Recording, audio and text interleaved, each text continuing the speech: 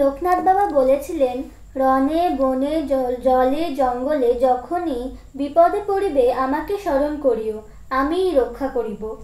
এই বক্তব্যে বা এই ব্যাপারে তোমার কি কোনো মন্তব্য আছে? আমার কি মন্তব্য থাকতে পারে? রণে বনে জলে জঙ্গলে যখন কেউ বিপদে পড়বে তিনি রক্ষা করবেন, ভালো কথা, বেশ। তো আমার এখানে কি বলার থাকে? কেউ যদি সেই ক্ষমতা রাখেন, সক্ষমতা রাখেন যে রক্ষা করবেন তিনি, আর যিনি বিপদগ্রস্ত হয়েছেন তিনি তাকে ডাকবেন।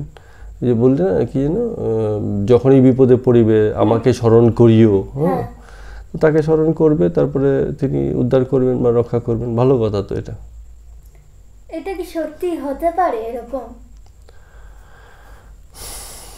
এখানে একটু ব্যাপার এসেছে। আসলে আমরা খুব দুঃখের সাথে আমার মনে হয় বলতে চাই, বা আমার এরকম মনে হয়েছে কখনো কখনো, যে আমাদের যারা ঋষি পুরুষ আছেন তাদের জীবনকে, তাদের কথাকে আমরা বুঝতে বড় ভুল করেছি বারে বারে বিভিন্ন সময়ে, এবং মিস ইন্টারপ্রেট করেছি, কখনো ভুল অনুবাদ করেছি তাদের কথাগুলোকে আমরা, অথবা আমাদের মতো করে তাদের মুখে আমরা কথা বসিয়ে দিয়েছি। তাদের জীবন, যে জীবন তারা মানে বেঁচেছেন, আমরা পরবর্তীতে দেখা গেছে যে তাদের জীবন রচনা করতে গিয়ে, তাদের সম্পর্কে কিছু বলতে গিয়ে আমাদের যা সাইকোলজিক্যাল ব্যাকগ্রাউন্ড আছে, যেই প্রেক্ষাপট থেকে তাদেরকে আমরা দেখতে চাই, মানে আমরা তাদেরকে আমাদের জন্য যেরমভাবে চেয়েছি, আমরা তাদেরকে অনেকটা এরমভাবে মানে রিফর্ম করেছি। অ্যাকচুয়ালি তাদের লাইফ সম্পর্কে বলতে গিয়ে তাদের লাইফ তো আর বলা হয়নি, বিভিন্ন ঘটনার পরিপ্রেক্ষিতে মানে তাদের জীবনকে যেভাবে প্রকাশ করা হয়েছে সেটা তাদের অ্যাকচুয়াল না, সেটা হচ্ছে আমাদের বর্ণিত তাদের জীবন, আমরা যেরমভাবে তাদেরকে বর্ণনা করেছি সেই হিসাবে। তো কি কথাটা বলছিলে তুমি, যে উচিত কি অনুচিত বা এরম বলা যায় কি না, হ্যাঁ এরম বলছিলে কি? এটা তো আছে, মানে এই কথাটা কি আমাদের মানা উচিত? মানা না মানার ব্যাপার নেই। কেউ একজন বিপদগ্রস্ত হয়েছে, তাকে স্মরণ করবে আর সে উদ্ধার করবে, এ হচ্ছে ব্যাপার। হ্যাঁ, কিন্তু যে কথাটা মানে এখানে একটু বিশেষ করে বলবার আছে, যে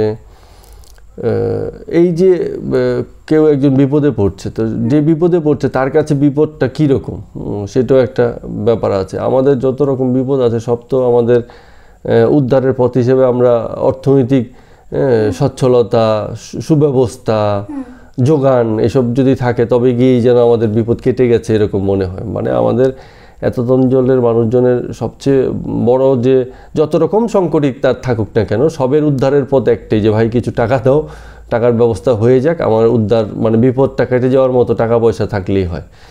আবার এখন কথা হচ্ছে, কারো যদি বিশেষ শারীরিক অসুস্থতা হয়, তারও উদ্ধার হয়তো তাই হবে, অর্থনৈতিক উদ্ধার, মানে অর্থনৈতিক সাপোর্টের মাধ্যমে যে উদ্ধার। এর বাইরেও অনেক উদ্ধারের ব্যাপার থাকলেও থাকতে পারে, যেখানে অর্থটাই হয়তো বড় না। কেউ একজন জলে ডুবে মারা যাচ্ছে, সেখানে তুমি অর্থ ছিটালে কাজ হবে না, তার উদ্ধারটা এখানে কি হচ্ছে, মানে ঠিক ফিজিক্যাল একটা মানে উদ্ধার যেখানে এখানে দরকার। তো এই যে বলছি যে বিপদ, যাকে আমরা বিপদ হিসেবে আমাদের জীবনের জন্য আইডেন্টিফাই করেছি, সেগুলো আমরা কোন বিপদ, কোন পর্যায়ের বিপদ, সেগুলো একটা খুব মানে গুরুত্বপূর্ণ বিষয়। সেগুলো মূলত আসলে স্থূল এবং প্রাকৃতিক পর্যায়ের বিপদ, অর্থাৎ সৃষ্টি স্থিতি রক্ষা, এই যে কার্যক্রম জগতে চলছে তার ভিতর থেকে কি হচ্ছে, আমরা যে ভোগান্তিগুলো ভোগ করি তার থেকে যত রকম ভোগান্তি আছে সেগুলো থেকে আমরা কখনো কখনো সেইগুলোকে বিপদ বলে আইডেন্টিফাই করতে পারলে আমরা তার কাছ থেকে প্রার্থনা চাই এবং তিনি আমাদেরকে উদ্ধার করবেন। এখন যিনি উদ্ধার করছেন তিনি কে উদ্ধার করছেন সেটা খুব গুরুত্বপূর্ণ। তিনি কি বাবা লোকনাথ নিজেই, যিনি এখন আর শরীর রূপে নেই, তিনি কি তার অশরীরী অস্তিত্বের মাধ্যমে বা তার এমন কোনো, যেটা আমরা সবসময় ঈশ্বরত্বে আরোপ করেছি যে তার হাতে সব কিছু আছে, তাকে বলেছি যে তিনি আমাদেরকে বিপদে ফেলেন, যেমন অপরাধীকে শাস্তি দেওয়ার কাজ তাকে আমরা দিয়ে রেখেছি, যে জগতে যত রকম অপরাধী আছে আমাদের সঙ্গে যারা যারা অন্যায় করবে, হ্যাঁ ঈশ্বর তোমার দায়িত্ব হচ্ছে তাদেরকে তুমি মানে শাস্তি দাও, আমার হয়ে তুমি তাদেরকে শাস্তি দাও, যেহেতু আমি এখানে শাস্তি দিতে পারিনি, আমার সাথে অন্যায় যেহেতু হয়ে গেছে।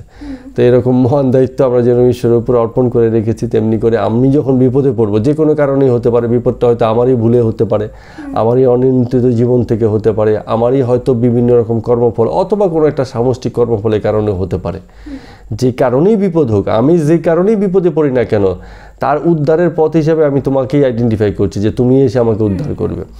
এখন সেই বিপদ যদি আমার কর্মফলও হয়, তাও তো আমার বিপদ। কর্মফল হচ্ছে একটা মন্দ কর্মের কারণে অথবা যে কোনো কর্মের কারণে আমার যে ফলটা দাঁড়ায়, যে ভোগান্তিটা দাঁড়ায়, হ্যাঁ, সেই ভোগান্তিটাকে আমরা বিপদ হিসাবে শনাক্ত করেছি। কিন্তু আমার সেই কর্মফল ভোগটা কিন্তু আমার জন্য গুরুত্বপূর্ণ না। আমার কথা হচ্ছে আমি ওটাকে বিপদ হিসেবে আইডেন্টিফাই করলে তার যদি আমি স্মরণ নিই, বলছে আমাকে স্মরণ করিও, আমি তার স্মরণ নেব এবং তিনি কী করবেন, আমাকে উদ্ধার করবেন।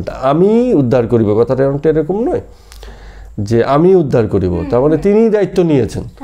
তো যে জায়গা থেকে তিনি এই কথাটা বলছেন, তাহলে বুঝতে হবে যে তিনি যখন থাকবেন না, তার অশরীরী কোনো একটা সক্ষমতা বা শক্তি আছে যেটা তার ভক্ত যারা আছে তাদেরকে উদ্ধার করবে। এখন মজার ব্যাপার হচ্ছে, ধরো কথার কথা বলছে, একটু কঠিন ব্যাপার না? বিশ্বাস যা কঠিন এবং যা অবাস্তব তাই বিশ্বাস করতে হয়, আর যা বাস্তব চোখের সামনে আছে তাকে তো বিশ্বাস করার ব্যাপার নেই। যা যুক্তি বুদ্ধি দিয়ে উত্তীর্ণ, বিচারের মাধ্যমে উত্তীর্ণ হয়, তাকে বিশ্বাস করার কথা আসবে কেন? যেসব বিষয় এই যুক্তি বুদ্ধি বোধগম্যতার পর্যায়ে থাকে না, অথচ মনে হয় মান্যতা দিতে হবে, তাকেই তো বিশ্বাস করার ব্যাপার আছে যে মান্যতা দাও, তুমি বিশ্বাস করো।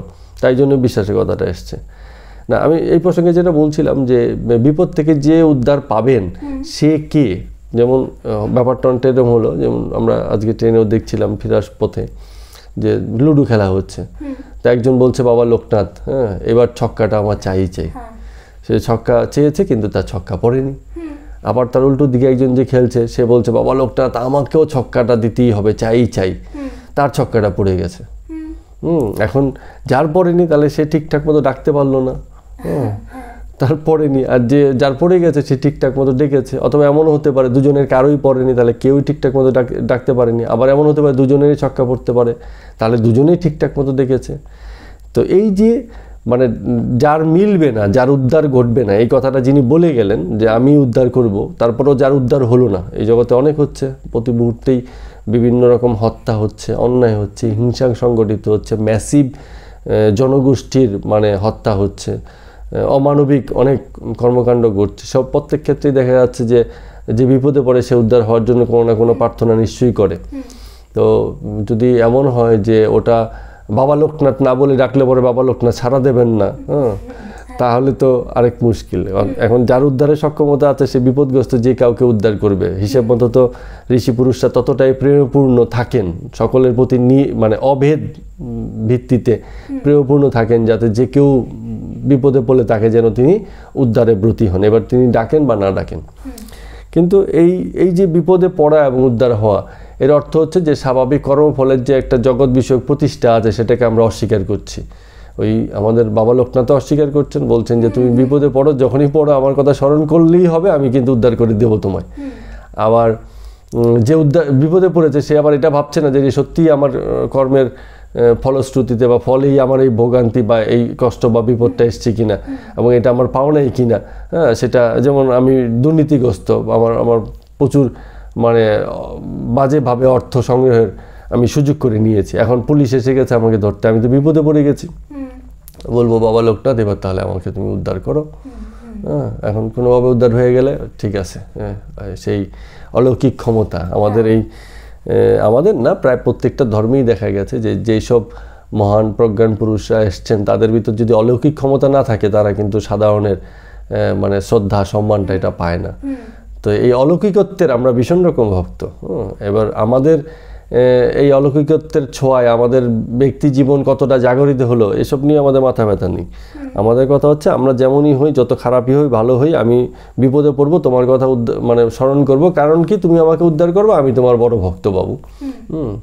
তো এই মানসিকতা থেকে এইসব জিনিস আসে। তো সেসব ভক্তদের উদ্দেশ্যেই কথা বলা যে তুমি বিপদে পড়লে আমাকে স্মরণ করি, আমি তোমাকে উদ্ধার করব। যে ভক্ত তার ওই এরম বাবারই অনুরূপ, হিসেব মতো কথাটা তাই দাঁড়াচ্ছে। যে সেই বাবা যদি তিনিই হন, যে বাবা এরকম বিপদগ্রস্ত ভক্তকে উদ্ধার করবেন, তো বাবাও তো সেই একই পর্যায়ে গিয়ে দাঁড়িয়ে যাচ্ছে, যেখানে বিপদের এবং ভক্তের যোগ্যতার মানদণ্ড ঠিক হয়নি। তো এরকম ঠিক না করে কেউ বলতেও যেমন পারে না, আবার যে উদ্ধার করতে চাইছেন মানে উদ্ধার হতে চাইছেন তিনিও তেমনভাবে ডাকতে পারেন না। এগুলো তো প্রশ্ন হচ্ছে যে প্রজ্ঞান পুরুষ, ঋষি পুরুষ বাবা লোকনাথ ঠিক এই কথাগুলো এরমভাবে বলেছেন কিনা আমি তো অন্তত এইসব ব্যাপারে নিশ্চিত নই। আমি শুধু একটা বেসিক জিনিস জানি, মোটামুটি মহাপুরুষদেরকে ভুল বুঝতে এবং তাদের কথার ভুল ব্যাখ্যা করতে এবং তাদের কথাকে মানে কখনো কখনো কথাগুলোকে পাল্টে দিয়ে আমাদের মতো করে একটা কিছু দাঁড় করাতে, বহুল চর্চায় আনতে, স্বামী বিবেকানন্দের ক্ষেত্রেও তাই হয়েছে বিভিন্ন সময় বরাবর, রামকৃষ্ণদেব ঠাকুরের ক্ষেত্রেও তাই বলা আছে, বিভিন্ন জায়গাতে অনেকে গবেষণা করে এও বলেছেন যে তিনি যেরকমভাবে আমরা মানে এখন তাকে পেয়েছি বই পুস্তকে বা যে কোনো সোর্স থেকেই হোক না কেন, হয়তো ঠিক অ্যাজ ইট ইজ তেমন ছিলেন না, থাকার কথাও নয়। কারো জীবনকে ওরমভাবে আসলে আমরা প্রতিফলন করতে পারিও না আমাদের লেটার লাইফে, পরবর্তী জীবনগুলোতে। তো এসবই চলে আর কি বিভিন্ন সময়। তো কিন্তু কথাটার এই কথাটা একটা খুব সুন্দর মিনিং হতে পারতো যদি আমরা এই কথাটাকে সত্যিকার অর্থে ধরতে চাই। কীরকমভাবে ধরতে চাই, যে এই যে বলছে যে আমি উদ্ধার করব, এই আমিটা কে? এই আমিটা কি বাবা লোকনাথ? এই আমিটা কি তাহলে সেই আমিটা, যেই আমিটা গীতাতে শ্রীকৃষ্ণ বলছেন, যে সেখানেও যদি শ্রীকৃষ্ণ মানে এই একই কথা বলতেন, সেখানে তার একটা বিশেষ অর্থ দাঁড়িয়ে যেত। কী অর্থ? এই আমিটা হচ্ছে আত্মস্বরূপে ব্রহ্ম স্থিতিকে বোঝাচ্ছে বা নির্দেশ করছে, আত্মিক স্থিতিকে বোঝাচ্ছে। এটা অর্থ হচ্ছে প্রত্যেকের মধ্যে এই যে আত্মিক সত্তাটা আছে, আত্মস্বরূপে, আমার অন্তর্গত স্বরূপে, আমার আসল পরিচয় যেটা আছে, যেটা আমরা জাগতিক নামরূপের যে পরিচিতি, তার বাইরেও যে আমার একটা আত্মস্বরূপে আমার একটা স্থিতি আছে, সেই স্থিতি আমার জীবন, আমার এই যে জীবনে চলা এই পুরো সময়টাতেই সহায় হয়। এই স্থিতি সক্ষমতা, ঈশ্বরত্ব হচ্ছে একটা সক্ষমতার নাম। যে সক্ষমতা উদ্ধার করতে পারে, যে সক্ষমতা বিপদে ফেলতে পারে, যে সক্ষমতা জন্ম দিতে পারে, যে সক্ষমতা মৃত্যুও দিতে পারে। তো যদি কেউ বলে যে আমি উদ্ধার করে দেব, আমার কথা স্মরণ করো তাহলে আমি উদ্ধার করে দেব, তাহলে তিনি কি করছেন? প্রকৃতপক্ষে একটা মানে মহাসত্যকে অস্বীকার করছেন। কি সেই মহাসত্য? যে জগৎ মানে হচ্ছে জন্ম স্থিতি মৃত্যুর খেলা। জন্ম স্থিতি লয়, এই যে তিনের যে খেলা চলছে, এটাকে তো কেউ অস্বীকার করতে পারে না। ঠিক আছে, এটা প্রতিষ্ঠিত। তো এইটাকে যে ভায়োলেশন করে বলতে পারে যে তুমি বিপদে পড়ো, আর আমাকে স্মরণ করো, আমি তোমাকে উদ্ধার করব, তাহলে মানে বুঝতে হবে তাহলে এই জন্মস্থিতির খেলার যে যাত্রাটা এখানে আছে জগতে প্রকৃতির স্তরে, সেটাকে আমি অস্বীকার করছি, বা আমার সেই সক্ষমতা আছে যেটাকে আমি ভায়োলেট করেও একটা জিনিসকে করতে পারি। এরকম গল্প তো আমাদের মানে ধর্মীয় মহাপুরুষদের প্রচুর আছে। মৃত্যু পথযাত্রী মরে গেছে, তাকে ছুঁয়ে দিয়ে জীবিত করে দিয়েছে, এগুলো লোকে খুব ভালো খায়। এসব বলে কয়ে সেই পুরুষকে আরও মহাপুরুষ বা আরও বেশি মানুষের গ্রহণযোগ্যতার জায়গায় নিয়ে যাবে বলে মানুষকে মনে করা হয়েছে। ভুল হয়েছে প্রচুর এসব বিষয়ে, তো সেই ভুলগুলো এখনও চলছে। চলুক, এর ভিতর থেকে কেউ বুঝবে, বুঝে তার থেকে বেরিয়ে আসবে। তো এখানে তাহলে এই যে আমি উদ্ধার করব, এখানে আমি বলতে আমার মনে হয় যদি আমরা এই আমি অর্থে বাবা লোকনাথকে না বুঝিয়ে সেই সক্ষমতা, সেই ব্রহ্ম, অনুব্রহ্ম অথবা ঘনীভূত ব্রহ্মস্বরূপকে বুঝি, যে স্তরের এই সক্ষমতাটা একটা অস্তিত্বকে, সে মানুষও হতে পারে, অন্য কোনো প্রাণও হতে পারে, তার এই জীবিতকালে তার যে জীবনকাল, সেই জীবনকালে বিপদগ্রস্ত করা এবং তার থেকে উদ্ধার করার ব্যাপারে সহায়তা করতে পারে। ঠিক আছে, তার মানে এই আমিটা হচ্ছে আমারই সক্ষমতা, এবং সেই সক্ষমতার কথাই তুমি স্মরণ করো, আর সেই সক্ষমতাই তোমাকে বাঁচাতে পারে। সত্যিই তো তাই। আমি বিপদে পড়েছি, তো আমার সক্ষমতাই আমাকে সেই বিপদ থেকে বার করতে পারে। তোমার বিপদে পড়া মানে তোমার সক্ষমতা থেকে বার করা, বিপদে পড়ার কারণও তুমি, আর সেই সক্ষমতা থেকে বেরিয়ে আসতে পারার মানে যে যোগ্যতা সেটাও তোমারই, অথবা অযোগ্যতা যদি থাকে সেটাও তোমারই হবে। সেখানে আমি মানে হচ্ছে বাবা লোকনাথ নন, আমি মানে হচ্ছে এখানে ব্যক্তির ভিতরে তার অন্তঃস্থিত সক্ষমতা, তার অস্তিত্বের সক্ষমতা। আচ্ছা, তো আরেকটা কোশ্চেন করি। এই কত লোক বাঘ নিয়ে কচুয়া ধামে যাচ্ছে, সেই ভক্তদের কি বলতে চাও? মানে সেই ভক্তরা কেন এরকম, মানে এগুলো সেই ভক্তদের এরকম করা কি উচিত? কারণ এতে তো ওদেরই কষ্ট হচ্ছে। আমাদের আমরা উপবাস করি, আমাদের কষ্ট হয় না? হ্যাঁ। তাহলে কেন করি? একটা খুব বিশেষ একটা আছে যে আমি তোমার কাছ থেকে কিছু চাইছি, তো তোমার প্রতি আমার ভক্তিভাবের প্রকাশ কি করে হবে? আমি ভীষণ রকম কষ্ট করে তোমার জন্য, ইট ইজ ফর ইউ, এটা জাগতিকভাবেও হয়। একটা ছেলের প্রেমে একটা মেয়ে পড়েছে বা একটা মেয়ের প্রেমে ছেলে পড়েছে, সে প্রথমে কি করবে? আন্তরিকতা দেখাবে, কিছু করে দেখানোর চেষ্টা করবে, তার জন্য কষ্ট পাচ্ছে দেখাবে। কেন? কারণ তার প্রতি যাতে আরেকজন উল্টো দিকের মানুষটা সমব্যথী হয়ে যায়, হ্যাঁ, সমভাবনার বা এই বেদনাটা যেন সে বোধ করতে পারে। সেম জিনিস, সেম সাইকোলজি।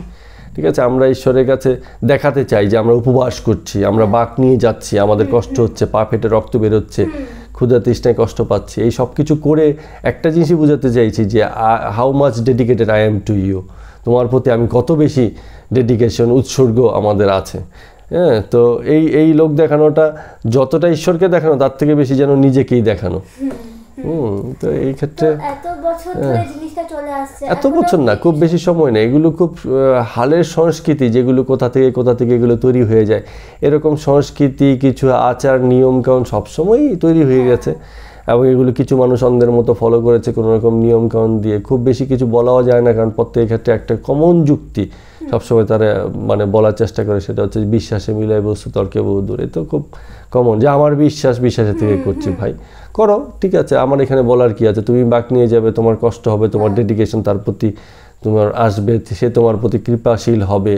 কতটুকু কৃপাশীল হবে? আমি শুধু একটা দুটো কথা বলছি। ধরো বলা হলো এই যে যারা বাঁক নিয়ে যাচ্ছে, বলা হলো যে যারা বাঁক নিয়ে যাবে তারা যদি কেউ মানে মাংস ভক্ষণকারী হয় তাহলে পারবে না। তাহলে দেখা যাচ্ছে এই যে বাঁক নিয়ে যাচ্ছে শত শত লোক, হ্যাঁ, হয়তো দেখা যাচ্ছে মোটামুটি 80%ই বাদ হয়ে যাবে।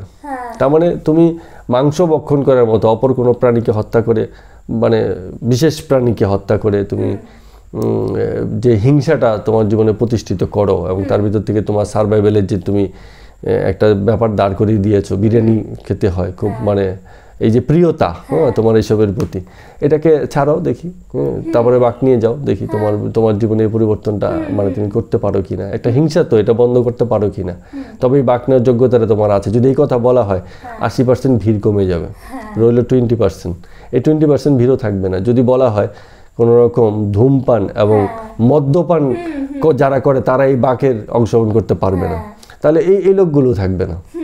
তো এখন এই যে হত্যার মাধ্যমে, মাংস ভক্ষণের মাধ্যমে যে হিংসা, এবং এই যে কোনো নেশার ভিতর থেকে যে মানুষের চারিত্রিক যে অধপতন যা কিছু আছে, এই সব কিছুই মানে আমি এক্সাম্পল দিয়ে বলছি, নট অ্যাজ ইট। এমন নয় যে কেউ নেশা করছে মানে তার জীবন আধ্যাত্মিক হতে পারে না, বা তার বিষয়ে ব্রহ্ম বিষয়ক ভাবনা, বা তার কোনো রকম অন্যরকম স্থিতি হতে পারে না, ব্রহ্ম স্থিতি হতে পারে না, এমন আমি নিশ্চিত করে বলতে পারি না। কারণ সময় পাল্টেছে, মানুষের ব্যাপারে স্পেসিফিক দূর থেকে কোনো কিছু বলা যায় না।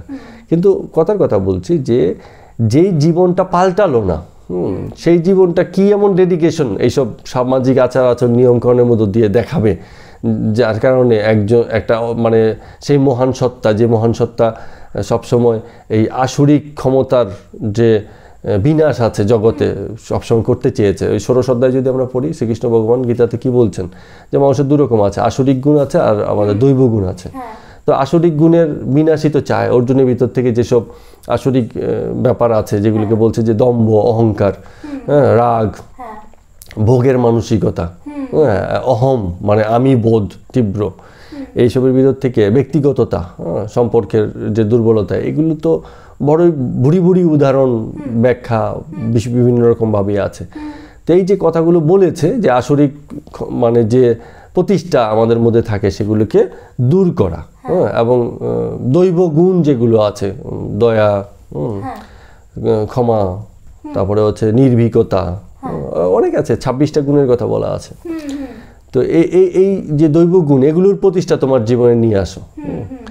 তো যদি মানে ডেডিকেশন দেখানোরই হয়, নিজের প্রতি দেখাও, আমাদের নিজের প্রতি দেখে যে আমরা যদি ত্যাগই করতে মনে করি, যে আমরা এইরকম ত্যাগ স্যাক্রিফাইসের মধ্য দিয়ে কিছু একটা করতে চাই বা পারি, আমাদের সেই সক্ষমতা আছে এবং এর মাধ্যমে তার কৃপা লাভ করতে পারি আমরা, তো আমাদের খুব পরিষ্কারভাবেই এইসব ব্যাপারে ধর্মগ্রন্থগুলোতে, মূল শাস্ত্রীয় ধর্মগ্রন্থগুলোতে নির্দেশ আছে, কথা আছে, বলা আছে, আলোচনা আছে, পরামর্শ আছে, ব্যাখ্যা আছে। তো সেসব জায়গাতে আমরা কেন মানে ফাঁকি দিয়ে শুধুমাত্র এরকম ফিজিক্যাল কষ্টটা 2-3 দিনের জন্য কষ্ট করে, বাকি তোমার জীবন তো যেমন আছে তেমনই চলে। তো এই ভিড় একেবারেই থাকতো না যদি আমাদের বলা হতো যে তোমার আসরিক শক্তির বিনাশ করো আর দৈবিক শক্তির উন্নতি করো, এই শর্তেই তুমি বাঁক নিতে পারবে। এই ভিড় দেখা যাচ্ছে যে হারিয়ে যেত ভিড়। এইটুকু করতে পারো মানে এই চাও কি না, এইতেই ভিড় হারিয়ে যাবে। তুমি করে ফেলেছো সেটা না, তুমি এমন নয় যে তুমি পূর্ণরূপে মানে দৈব গুণে তুমি গুণান্বিত হয়ে গেছো, এই না।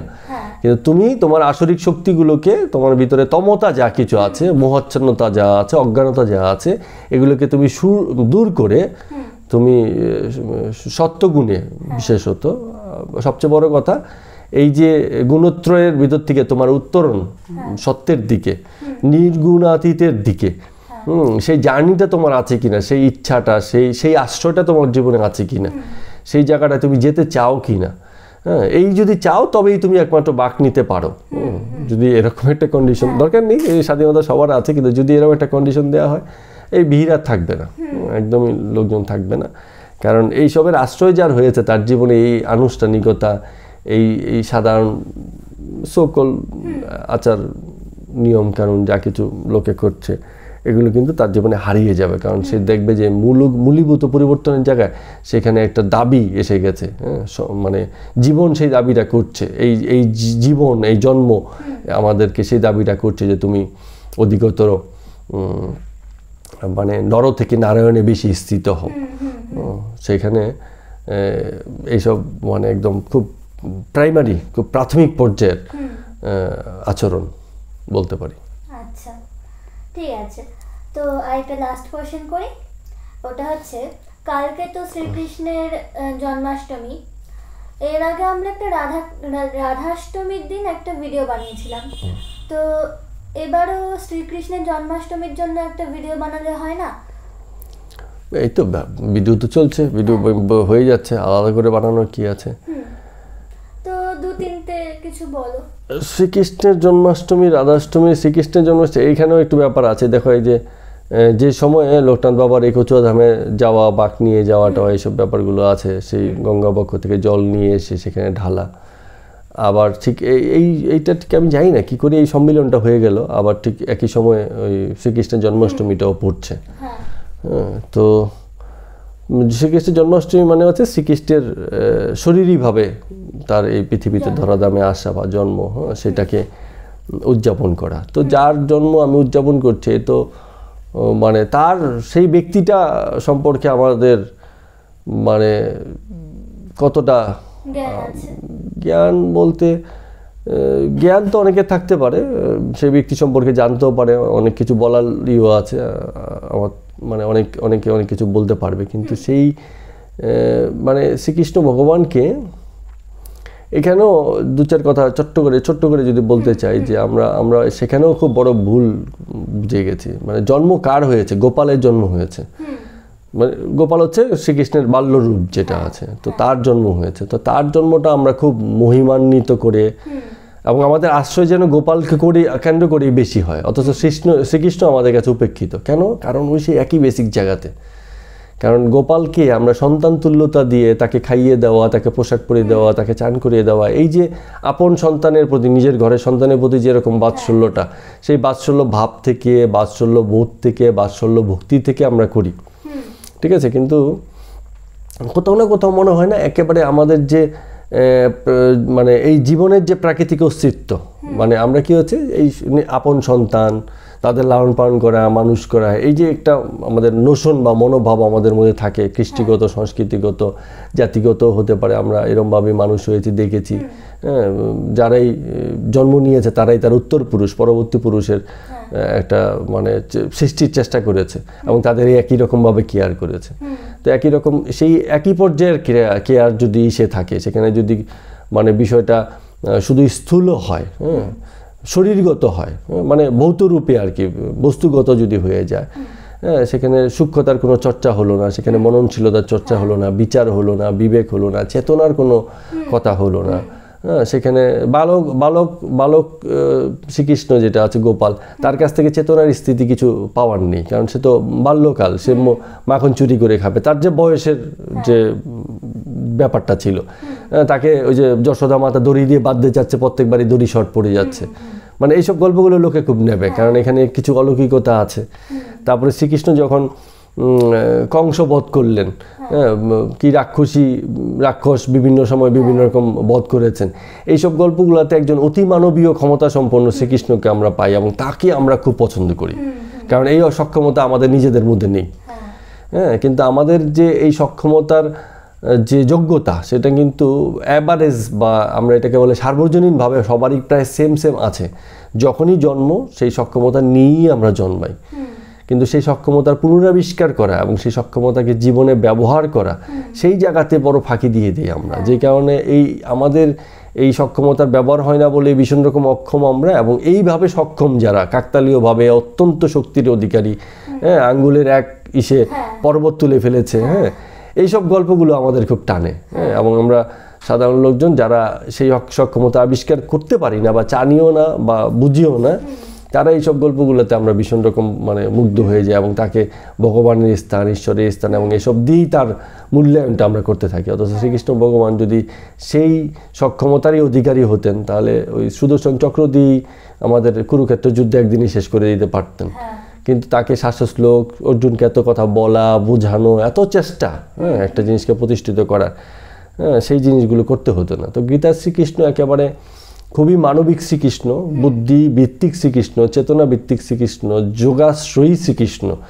এবং এই শ্রীকৃষ্ণ আমাদেরকে আমাদের উত্তরণের কথা বলে, আমাদের জীবনকে একটা মানে এমন একটা জ্ঞানের প্রতি, এমন একটা সক্ষমতার দিকে নিয়ে যাওয়ার কথা বলে, যেখান থেকে আমরা কিছু শিখতে পারি এবং জীবনকে সত্যিকার অর্থে আপলিফমেন্ট করতে পারি। খুব বেশি দরকার সেই জায়গাতে আন্ডারস্ট্যান্ডিং, এবং সেটাই বারবার বলছেন। নাহলে শ্রীকৃষ্ণ অল্প কথাতেই শেষ করে দিতেন, নিজের কথাতেই শেষ করে দিতেন। ওনার যত রকম অতি মানে বাহুবলী ক্ষমতা আছে, হ্যাঁ, সেসব দিয়ে এই ব্যাপারগুলোকে মানে মিটিয়ে দিতে পারতেন, দিয়েছেন বিভিন্ন গল্প কাহিনীতে আমরা যা দেখেছি। তো সেগুলো এই কারণে শ্রীকৃষ্ণ মানে যেহেতু এখানে স্যাক্রিফাইস, এখানে ত্যাগ, আবার ত্যাগের কথা বললেই লোকে ভয় পেয়ে যায়। ওই যে বললাম যে নেশা ত্যাগ করতে হবে, হ্যাঁ, মাংস খাওয়া ত্যাগ করতে হবে, তবে গিয়ে তুমি বাঘ নিতে পারো। এই ত্যাগের কথা শুনলে তো আর মানে লোক পাওয়া যাবে না বাঘ নেওয়ার জন্য। তো এরকম জীবন যখন এরকম ত্যাগ দাবি করে, সত্যিকার অর্থে এটাকে আমরা একটু সুন্দর একটা শব্দই করতে পারি, সেটা হচ্ছে যে বৈরাগ্য। মানে জীবনের অসারতার প্রতি, এই জগতের অসারতার প্রতি যে দেখে নিয়েছে, বুঝে নিয়েছে, তার বিরাগ এসে যায়, মানে ওই বিষয়ে তার আকর্ষণ কি হচ্ছে, কমে যায়।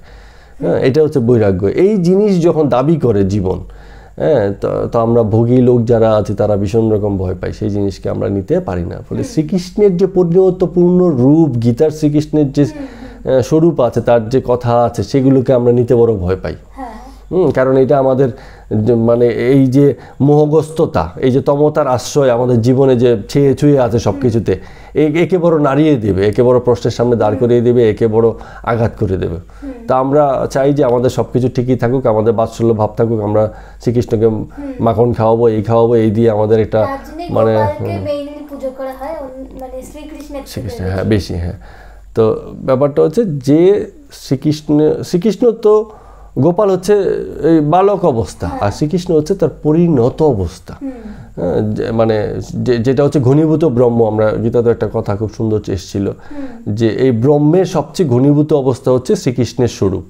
বালক তো তার মাত্র শুরু, সবে শুরু, সেখানে থেকে কিছু পাওয়া যাবে না থাকে। ওই অলৌকিক রূপ কথাগুলি আমাদের ওখানে খুব বেশি পাওয়া যাবে, ওগুলি আমাদেরকে টেনে রেখে বসে আছে। ধর্ম যারা এই শুধুমাত্র এই অলৌকিক রূপকথাকে বাদ দিয়ে যারা ধর্মকে নিতে মানে কমিটেড থাকবে, যে আমরা সব আমি নেব, কিন্তু এই অলৌকিক ফলৌকিক ব্যাপার না। কেন কি আমরা জগতে যা কিছু অলৌকিকত্ব তা প্রতি মুহূর্তে প্রত্যক্ষ করি, এরকম অনেক অলৌকিকত্ব আছেও জগতে, আমরা একটু খেয়াল করলে এগুলো দেখতে পাবো। তার হিসাবে বরঞ্চ এই যে অলৌকিকত্ব যেগুলোকে আমরা গল্প কথায় পেয়ে গেছি, এগুলো একদম মানে পাতি পর্যায়ে অলৌকিকত্ব। একটা সাধারণ ম্যাজিশিয়ানও এর থেকে অনেক বেশি ভালো অলৌকিক ব্যাপার স্যাপার দেখায়। শুধু ম্যাজিক বলে জানি বলে ওগুলোকে আমরা সেই ঈশ্বরত্বের আরোপ দিইনি, আর না হলে বাকি সব কিছুকেই সেই জায়গাতে আমরা আরোপ দিয়ে বসে আছি। তো এখান থেকে মানে বেরোনো খুব দরকার ছিল। তো শ্রীকৃষ্ণের জন্মাষ্টমী আমাদেরকে যেন সেই দিকেই আরো বেশি সচেতন করে, যেন আমরা ওই ব্যাপারে সচেতন হই। পরিণত শ্রীকৃষ্ণ, গীতা শ্রীকৃষ্ণের কথাই যেন আমরা অনেক বেশি করে নিই, সেটা খুব জরুরি বিষয় ছিল। রাধাষ্টমীতেও বলেছিলাম রাধা হচ্ছে শ্রীকৃষ্ণেরই আত্মস্বরূপ, তারই আকাঙ্ক্ষিত যে রূপ, তাকেই যে রূপ আকাঙ্ক্ষা করেছে সেই হচ্ছে রাধা। মানে রাধা হচ্ছে তারই জাগতিক রূপ। প্রকৃতির পর্যায়টা হচ্ছে রাধা, আর পুরুষের যে পর্যায়টা আছে সেটা হচ্ছে শ্রীকৃষ্ণ, যেটা মানে বিকারহীন এবং দ্রষ্টা স্বরূপ। আর যে যে তাকে দেখেছে, তাকে আকাঙ্ক্ষা করেছে, সে হচ্ছে রাধা, এবং সে হচ্ছে তার আপন অস্তিত্বেরই অংশ। যে একটা এক্সাম্পল দিয়ে বলেছিলাম যে আমার সঙ্গকে আমি উপভোগ করতে পারি, আমার অস্তিত্বকে আমি জানতে পারি, আরেকজন কেউ নয়। তো যে জানলো জাগতিকভাবে যা জন্ম হয়েছে সে হচ্ছে রাধা, সে আকাঙ্ক্ষী, শ্রীকৃষ্ণকে সে তার জীবনে চায়। আর শ্রীকৃষ্ণ হচ্ছে সেই সক্ষমতার নাম, যে সক্ষমতাকে সে পুনরাবিষ্কার করতে চায়। তো বিষয়টা একই, কিন্তু দুই দিক থেকে দেখা হচ্ছে, এই হচ্ছে ব্যাপার। তো ওই গোপালও সেই একই রকম প্রাইমারি প্রাথমিক পর্যায়ে আছে, কিন্তু তার যে পরিণতি রূপটা সেটার কাছে আরো বেশি আমাদের কাছে যাওয়া উচিত, আরো বেশি সারেন্ডার করা উচিত জীবনে। তো এই রাধাষ্টমীতে দু কথা বলেছিলাম, শ্রীকৃষ্ণ জন্মাষ্টমীতে আরো দু কথা বলে দিলাম। একদম। ধন্যবাদ। ঠিক আছে, তোমাকেও ধন্যবাদ।